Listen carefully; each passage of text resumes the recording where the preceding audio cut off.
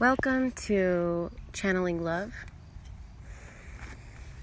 I'm feeling an abundance of spirit these days, just surrounded, and my faith is meeting them halfway. And I'm just full of trust that everything is going to work out. I do have some work ahead of me that will be challenging, and it will require a commitment to this path of listening and cleaning myself on all levels, physically, financially, through my food and maintaining an exercise routine.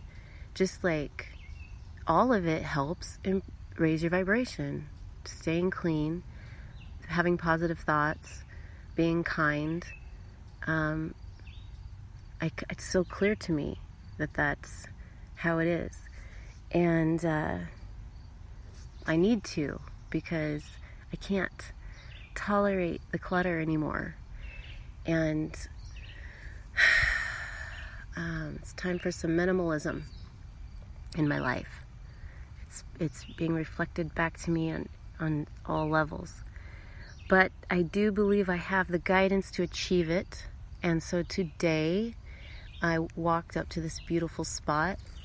And as I was walking, I was deciding what to channel about and asking specific archangels to be with me. Michael, Metatron, Raphael, and Saint Germain.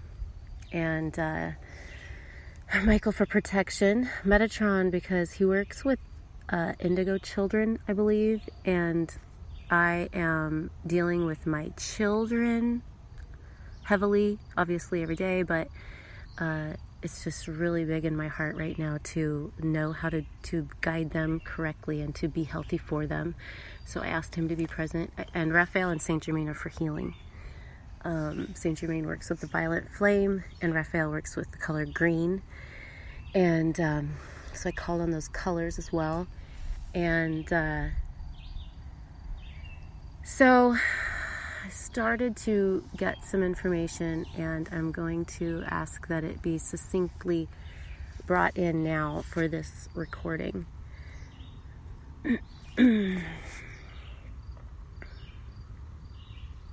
First of all, they said, life is very simple. It is not complicated. You do not need a doctorate in order to figure out how to heal your life. All you need to do is be the presence of love to the best of your ability and set your attention where you have set your intention. And that's it. That's what they said. It's that simple. That is the formula for living a human life. And it's the formula for cleaning up this mess that has been made of the human existence by some dark forces that I am coming uncomfortably close to. And that is actually what's prompting me to clean up so much, is that these dark forces have stepped into my life. And I am having to understand that better, and I am having to protect and strengthen myself in order to sidestep it. I'm actually being guided not to confront it, but to reflect back to myself what that means about me, as all of our relationships serve us. So what it means about me is that I was a mess, and that is where it came from. But that's all okay, because my mess was predetermined. I chose as a soul to come into a mess and clean up. And now it's time to start cleaning up as I approach 40. Wrapping my head around that as well. But anyway, that's okay. I think that's when we begin our croneship, right? My maidenship is ending, and my mothership, my mothering time is current, but I'm transitioning into crone because I am done having children. So anyway, back to the point. I'm digressing. Back to the point. So it's very simple. be the presence of love. Be the presence of love is like having a fire burn away inside you, burn away any negative low frequencies that are causing dis-ease, that are causing dysfunction. So having a positive, loving perspective of your life, hopeful, that's the beginning. Second, it's learning to focus your attention where your intention is set. So this is about being mindful of what you want in your life and making sure that all of your decisions are allowing you to succeed in that. And if you find this, I'm asking a question in my head as I say that. I'm asking, what if we have bad habits that we find are difficult to stop? So if you find that your physiology, which bad habits are just physiology, is preventing you from following your intention, what you can do is be mindful of that. So step back, slow down, and just observe first that that's happening, and ask for guidance to come in, because people, I know that the guides help us. They help us when we ask for help, because my daughter had this math test, and literally 3 days before the math test, she's like, I'm gonna flunk. I don't know anything. I'm gonna flunk, and I can't believe it. I'm gonna have to redo this math next year because I'm not gonna pass it. And I was like, oh God, I didn't realize you didn't know anything. Like, she's a good student, she's getting an A in the class. And I'm like, oh no, like, I wish I'd have gotten you a tutor a long time ago when you asked me for one. So we prayed. We said, dear God, please help Galia. And we visualized, we said, please help, just imagine her going through the test. So number 1 happens, and you know this is easy. This is like review. You feel like this is from last year, that you already know it. You're solid. Boom. Question 1, number done. You got 5 points for putting your name on the test, right? You got 20 points just for showing up and taking it. So you've got these basic numbers set. And then, we visualize that she was working on the long answers, that you have to work through the problem. And the guys are just telling you step by step what to do, and sort of surprised by how easy it is. And then the answer was obviously C.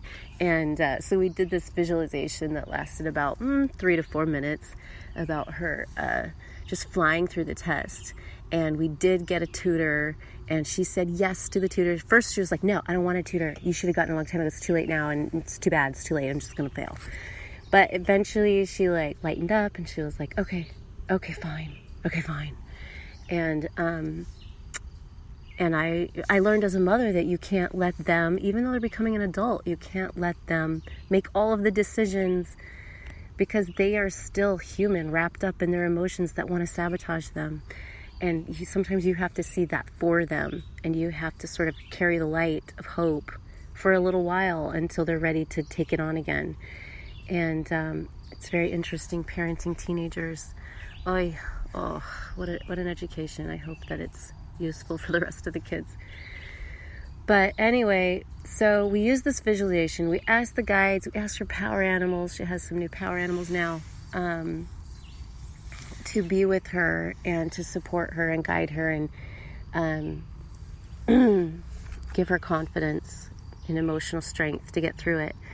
And you guys, it went so well. After the test, she's like, Mom, I think that might have been the best Regents test I've taken, and I can't believe it. I can't believe 3 days ago I thought I was going to flunk, and it went really well. And I was like, yep. I was like, you're welcome.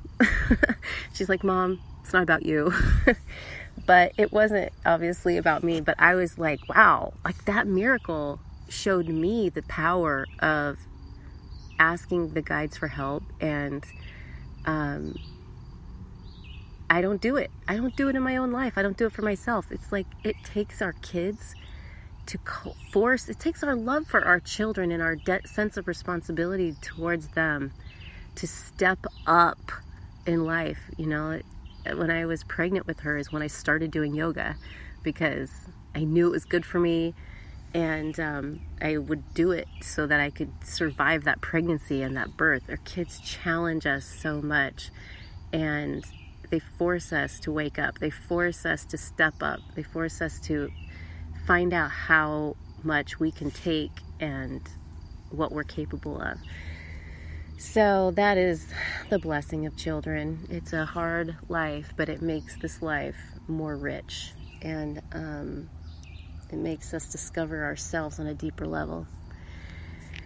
So anyways, finally, finances are huge for me, and I just want to kind of touch on that before I close on this, and asking them how, when you feel like you can't even get through the month, how do you deal with your finances? And they said, you know what, you're going to get through the month. Even if you're a little bit more in debt by the end of the month, you're going to get through it.